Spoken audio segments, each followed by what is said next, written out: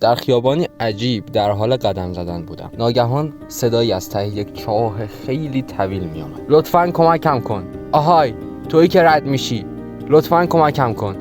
هزاران بار هستش که از کنارم رد شدی و به هم توجهی نکردی. این بار توجه کن. اما نکته جالب ماجرا این بود که میدانست من کیم. میدانست که من دارم از کنار اون چاه رد میشم و حتی میدانست که هزاران بار از کنار چاه رد شدم و بهش کمک نکردم. بالاخره تنابی جور کردم و انداختم داخل چاه تا آن فرد داخل چاه را بالا بیاورم.